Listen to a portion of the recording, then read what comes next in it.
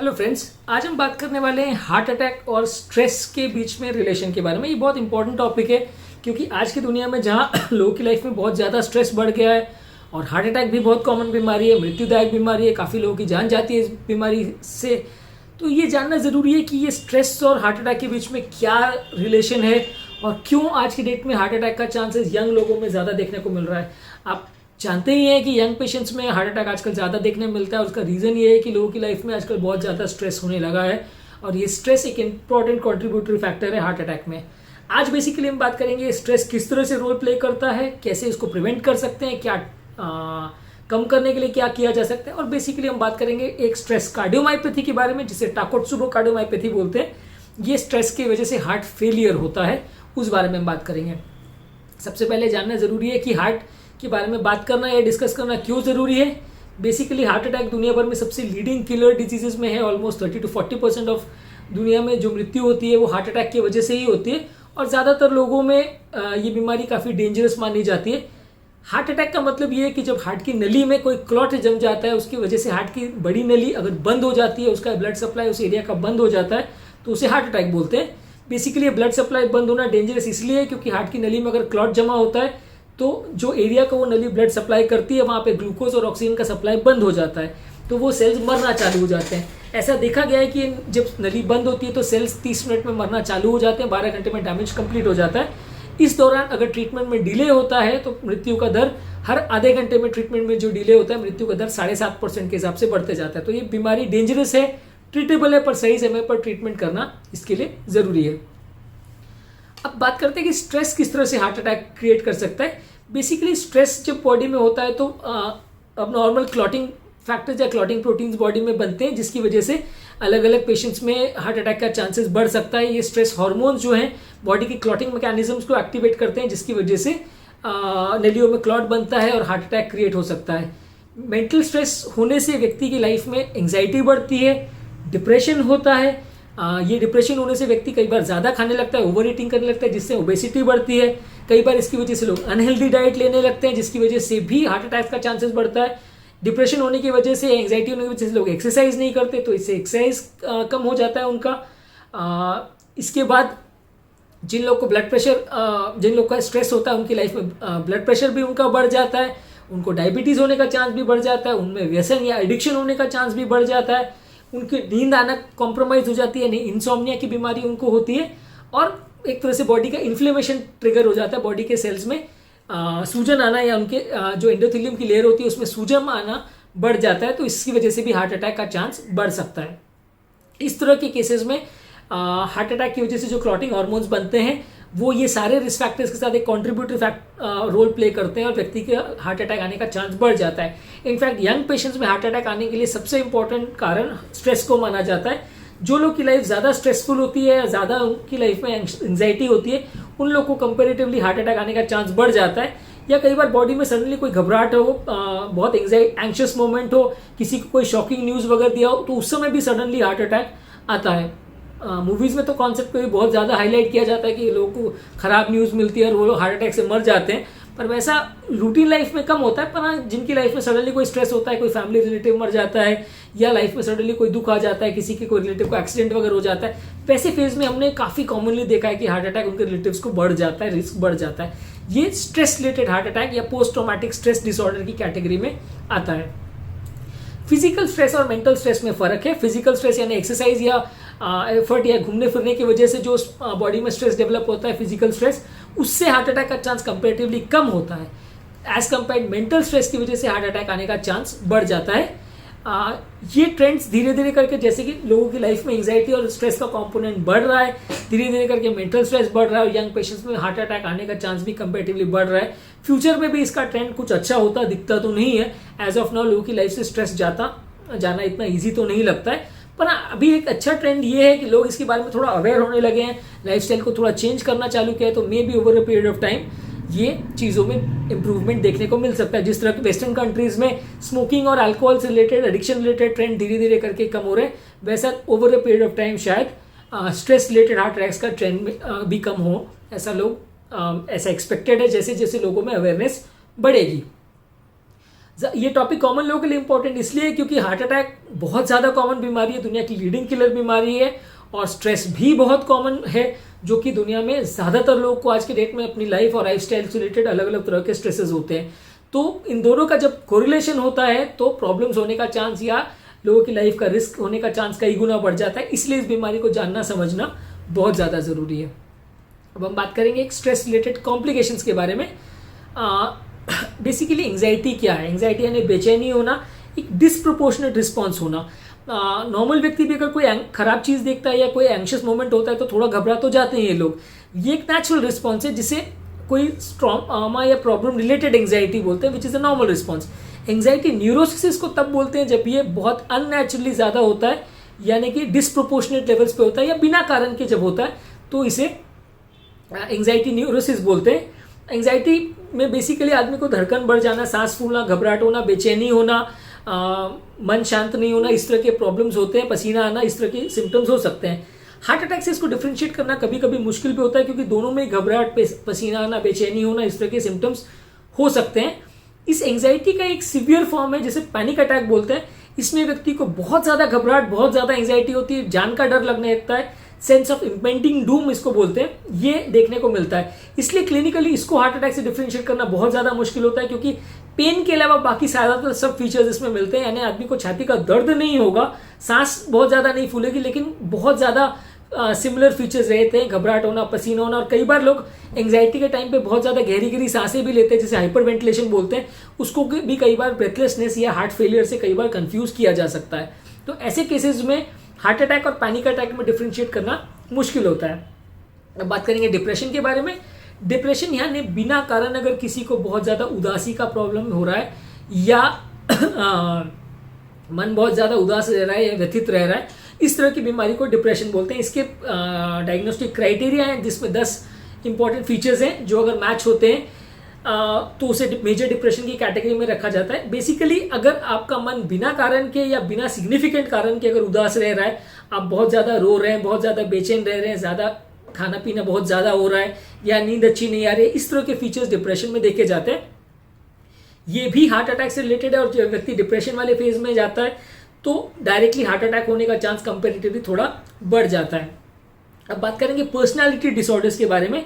Basically दुनिया में 2 तरह की पर्सनालिटीज होती हैं, एक टाइप ए पर्सनालिटी और एक type B personality. Type A personality का मतलब ये है कि जो व्यक्ति हर चीज़ में बहुत ज़्यादा सोचता है, बहुत ज़्यादा फ्यूचरिस्टिक होता है, हर चीज़ में कंपटीशन करता है, हर चीज़ में दिमाग पे हर चीज़ का स्ट्रेस लेता है, बहुत ज़्यादा एंग्शियस होता है, उसे टाइप ए पर्सनालिटी बोलते हैं। और टाइप बी पर्सनालिटी इसका बिल्कुल विपरीत होता है, यानी जो व्यक्ति मन शांत रखता है, बहुत ज़्यादा कंपटीशन नहीं करता, बहुत ज़्यादा फ्यूचरिस्टिक नहीं है, बहुत ज़्यादा लाइफ में गोल्स या एक्सपेक्टेशंस नहीं है, मेंटल पीस या स्टेबल माइंड का रहने वाला व्यक्ति है, उसे टाइप बी पर्सनालिटी बोलते हैं। ज़्यादातर हार्ट अटैक्स या प्रॉब्लम्स होने का चांस या हार्ट रिलेटेड इश्यूज होने का चांस या क्लॉटिंग रिलेटेड प्रॉब्लम्स होने का चांस टाइप ए पर्सनालिटी में ज़्यादा देखने को मिलता है। कंपेरेटिवली टाइप बी पर्सनालिटीज़ में इसका चांस थोड़ा कम रहता है क्योंकि उनकी बॉडी में स्ट्रेस हार्मोन्स या कैटेकोलामिन्स कंपेरेटिवली कम बनते हैं। ये पर्सनालिटी के टाइप्स हार्ड एंड फास्ट नहीं है कि एक व्यक्ति को एक ही पर्सनालिटी टाइप में रहना कंपलसरी है। लोग over a period of time उनका पर्सनालिटी कैटेगरी चेंज भी हो सकता है। ज़्यादातर ऐसा देखा गया है कि जैसे जैसे उम्र बढ़ने लगती है, एक्सपीरियंस लोगों को ज़्यादा हो जाता है, वो धीरे धीरे टाइप बी पर्सनालिटी में आने लगते हैं, यानी वो लाइफ में थोड़े रिलैक्स और लेस एंग्शियस होने रहते हैं एज कम्पेयर्ड यंग पेशेंट्स या जिनको लाइफ में बहुत कुछ अचीव करने का होता है, बहुत एम्बिशियस होते हैं, वो अपने अर्ली फेजेस में बहुत ज़्यादा टाइप ए पर्सनालिटी में रहते हैं। Over a period of time धीरे धीरे करके वो टाइप बी पर्सनालिटी में चले जाते हैं। ज़्यादातर स्ट्रेस रिलेटेड लोगों को हार्ट अटैक होने का चांस, ब्रेन में लकवा होने का चांस, हाथ पाँव की नलियों में क्लॉटिंग का चांस, डायबिटीज़ होने का चांस, बीपी या ब्लड प्रेशर की प्रॉब्लम्स होने का चांस, ये सब प्रॉब्लम्स स्ट्रेस रिलेटेड होते हैं। और स्ट्रेस जिनको भी ज़्यादा है उसमें इस तरह का चांस, प्रॉब्लम्स होने का चांस बढ़ जाता है। स्टडीज हैव शोन कि स्ट्रेस की वजह से हार्ट अटैक का चांस 1.35 टाइम्स बढ़ता है, लकवा आने का चांस लगभग 2 से 2.5 टाइम्स, 2 से 2.15 टाइम्स लगभग बढ़ जाता है।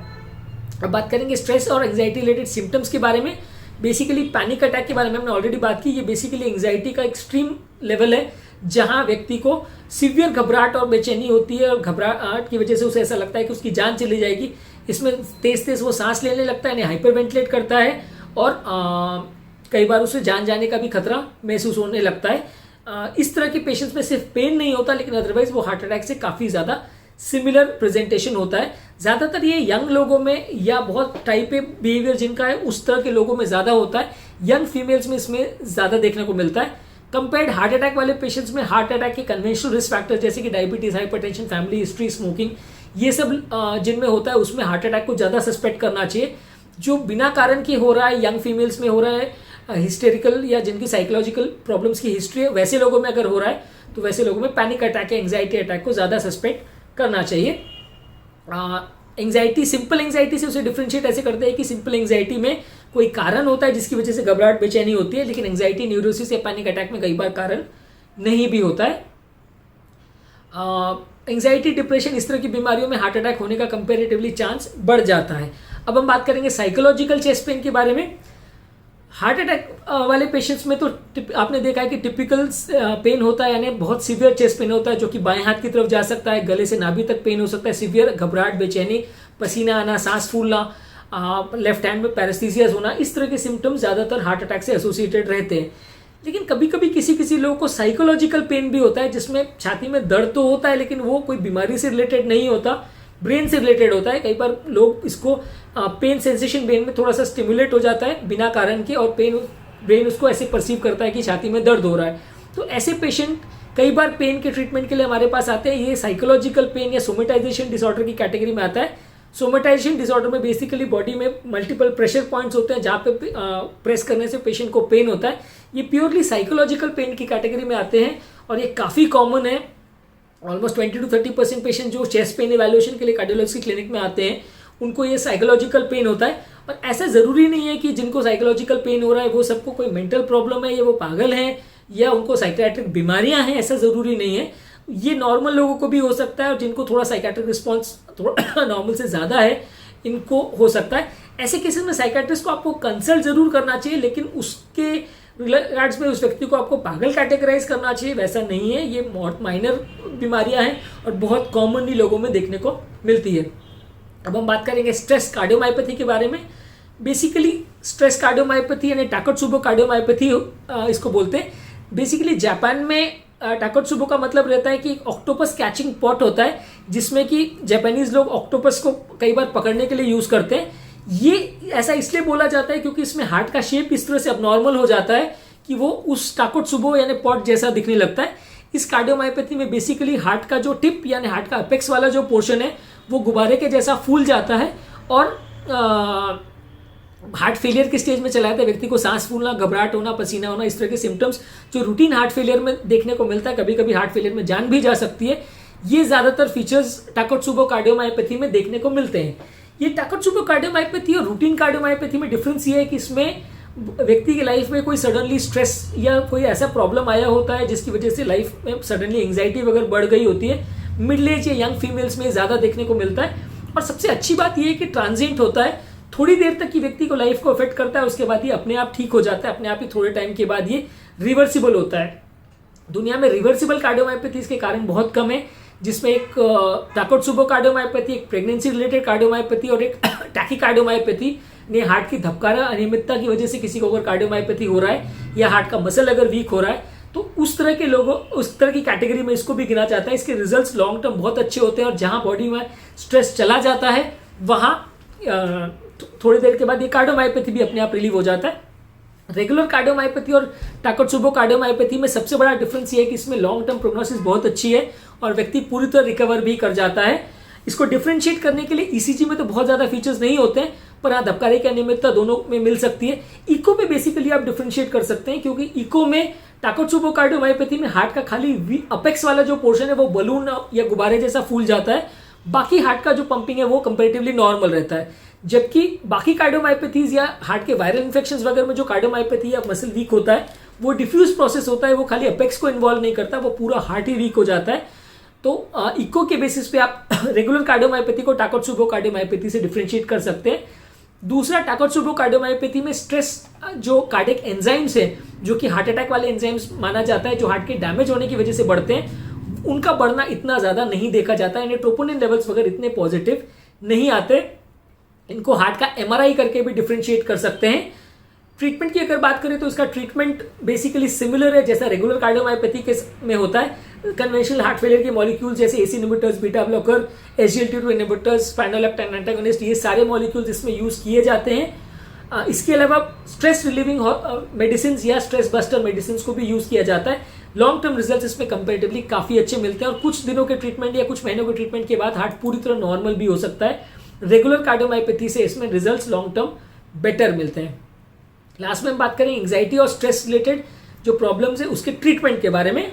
ज़्यादातर स्ट्रेस कंट्रोल करने के लिए सबसे अच्छा तरीका है कि मन में स्ट्रेस को कम रखें, योगा मेडिटेशन वगैरह कर सकते हैं, अच्छी नींद रखिए, टाइप बी बिहेवियर अडॉप्ट करें। बहुत ज़्यादा एम्बिशियस है ओवर एंशियस लाइफ में होने की कोशिश मत कीजिए। एम्बिशियस होना अच्छी बात है लेकिन ओवर एम्बिशियस और एंशियस होना गलत है क्योंकि आपकी हेल्थ को और आपकी बॉडी को नेगेटिवली इफेक्ट करता है। ज़्यादातर ये घबराहट वगैरह को कम करने के लिए जो मेडिसिन यूज़ की जाती है ये आपके एंग्जाइटी लेवल्स को कम तो करती है लेकिन बहुत लंबे समय तक यूज़ करने में ये कभी कभी इनकी आदत पड़ जाए ऐसा हो सकता है। पर अगर किसी को शॉर्ट टर्म पीरियड के लिए स्ट्रेस है तो डेफिनेटली इनको यूज़ करना चाहिए। इसमें एडिक्शन होने का चांस या लॉन्ग टर्म आदत पड़ने का चांस काफ़ी कम है और ज़्यादातर ये बहुत बड़ा फियर इशू नहीं होना चाहिए इन मेडिसिन को यूज़ करने के लिए। ये मेडिसिन के साइड इफेक्ट से किसी किसी को थोड़ा नींद ज़्यादा आ सकती है। ऑब्वियसली ज़्यादातर स्ट्रेस वाले लोगों को नींद का प्रॉब्लम वैसे भी रहता है तो उनके लिए एडिशनल बेनिफिट बन जाता है कि उनको नींद इससे बेटर आती है। पर हाँ, जिन लोगों को ऑलरेडी अगर नींद अच्छी आ रही है, जो डिप्रेशन में है, उनको नींद ज़्यादा आ जाए तो कई बार इससे थोड़ा तकलीफ हो सकती है, वो कई घंटे तक सोते रहे, ऐसा भी हो सकता है। किसी किसी को थोड़ा सा कमजोरी लगना, चक्कर आना, इस तरह के साइड इफेक्ट्स भी हो सकते हैं या किसी किसी का कॉन्सेंट्रेशन इफेक्ट भी हो सकता है। ऐसे लोग को नींद वाली दवाइयाँ लेकर ड्राइविंग या ऐसे इक्विपमेंट को यूज़ नहीं करना चाहिए जिसमें जान का खतरा हो, जैसे कोई कटिंग डिवाइसेस वगैरह यूज़ नहीं करना चाहिए। सडनली अगर इसमें लैप्स ऑफ कंसंट्रेशन हो तो आदमी का एक्सीडेंट की वजह से जान जा सकती है। ज़्यादातर ये स्ट्रेस पेशेंट्स को थोड़े टाइम तक, जब तक उनको कार्डियोमायोपैथी है या उनको हार्ट वीक हो गया है या हार्ट अटैक का चांसेस है, उस टाइम थोड़े टाइम के लिए ब्लड थिनिंग मेडिकेशन दी जा सकती है, पर otherwise long term blood thinning medication देने की ज़रूरत नहीं है। ये स्ट्रेस में वाली मेडिसिन भी जब तक स्ट्रेस है लाइफ में तब तक लेने की ज़रूरत है। अगर व्यक्ति उनको नॉन फार्माकोलॉजिकल मीन से अपने बॉडी में या लाइफ में स्ट्रेस को कम कर सकता है तो स्ट्रेस वाली मेडिसिन को भी बंद किया जा सकता है। ज़्यादातर अगर स्ट्रेस को कम किया जाए तो जो स्ट्रेस रिलेटेड हार्ट अटैक होने का चांस भी कंपेरेटिवली काफ़ी रिड्यूस किया जा सकता है। पूरा नॉर्मल तो शायद ना हो लेकिन कंपेरेटिवली इसको कम किया जा सकता है। जिन लोगों को बहुत ज़्यादा स्ट्रेस है, बहुत ज़्यादा डिप्रेशन है या सीवियर फॉर्म्स ऑफ डिप्रेशन या स्ट्रेस है, उनको डॉक्टर्स को कंसल्ट करना चाहिए। रूटीन हर केस में आपको साइकाट्रिस्ट को कंसल्ट करने का शायद ज़रूरत ना हो, लेकिन जिनको भी सीवियर वेरिएशंस है और जो लोग की लाइफ में बहुत ज़्यादा स्ट्रेस है, बहुत ज़्यादा डिप्रेशन है, उनको साइकाट्रिस्ट को कंसल्ट करना चाहिए और इनको पागलपने से कंफ्यूज नहीं करना चाहिए। ज़्यादातर जिनको एंग्जाइटी डिप्रेशन का प्रॉब्लम होता है वो पागल की कैटेगरी में नहीं आते और अगर इसको साइकाट्रिस्ट को भी कंसल्ट करना पड़े तो उसमें कोई गलत नहीं है। अगर किसी व्यक्ति को स्ट्रेस रिलेटेड हार्ट अटैक आए तो ऑब्वियसली हार्ट अटैक का मैनेजमेंट तो सेम ही रहता है। हार्ट अटैक के मैनेजमेंट में जो ब्लड थिनिंग मेडिकेशंस है या एंजियोग्राफी, एंजियोप्लास्टी, वो सब थेरेपी है, वो ज़्यादातर सेम ही रहता है।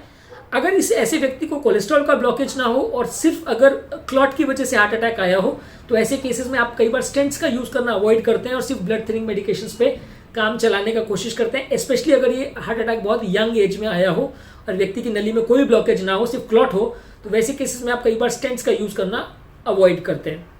लास्ट में हम बात करेंगे टॉपिक कॉमन लोगों के लिए क्यों इंपॉर्टेंट है। बेसिकली एंग्जाइटी और स्ट्रेस लाइफ में बहुत कॉमन प्रॉब्लम्स है। ज़्यादातर 50 to 80% ऑफ कॉमन पॉपुलेशन की लाइफ में एंग्जाइटी और स्ट्रेस होता ही है और हार्ट अटैक भी बहुत कॉमन बीमारी है जो कि दुनिया में 30-35% लोगों की जान जाने का कारण है। ये दोनों का कॉम्बिनेशन बहुत लीथल होता है और जब व्यक्ति की लाइफ में स्ट्रेस आता है तो हार्ट अटैक का चांस कई गुना बढ़ जाता है। तो अगर आप आपके स्ट्रेस और डिप्रेशन को कंट्रोल कर सके तो हार्ट अटैक का चांस कंपेरेटिवली कम कर सकते हैं। और आपके बिहेवियर पैटर्न को अगर आप चेंज करें, आपकी पर्सनालिटी पैटर्न को आप चेंज करें, type B pattern of personality को आप ज़्यादा अडॉप्ट करें तो हार्ट अटैक या प्रॉब्लम्स होने का चांस कम हो जाता है। मेरे इस वीडियो का और इस चैनल का बेसिक पर्पज़ ये है कि हेल्थ और हार्ट रिलेटेड जो भी प्रॉब्लम्स है उसके बारे में हम इन्फॉर्मेशन कॉमन व्यक्ति के लिए अवेलेबल कराते हैं ताकि वो अपने हेल्थ रिलेटेड प्रॉब्लम्स के बारे में ज़्यादा अवेयर हो सके, अपने डॉक्टर्स के साथ ज़्यादा अच्छा उसको डिस्कस कर सके और हेल्थ रिलेटेड इन्फॉर्मेशन के लिए वो सिर्फ डॉक्टर्स पे या अपने प्रिस्क्राइबिंग डॉक्टर पर डिपेंडेंट ना रहें। अपने ट्रीटमेंट पैटर्न को वो बेटर डॉक्टर से डिस्कस करके अपने ट्रीटमेंट में और अपने फ्रेंड्स और रिलेटिव्स के ट्रीटमेंट में वो प्रॉपर कोऑपरेशन कर सके और उसका पार्ट बन सके, उसमें सहभागी बन सकें। अगर आपको हमारे चैनल का कॉन्सेप्ट अच्छा लगता है तो हमारे वीडियो को लाइक कीजिए, इस चैनल को सब्सक्राइब करिए, और इस चैनल का कंटेंट अगर आपको लगता है कि आपके फ्रेंड्स और रिलेटिव्स के लिए यूजफुल है तो इसका लिंक उनके साथ शेयर करें।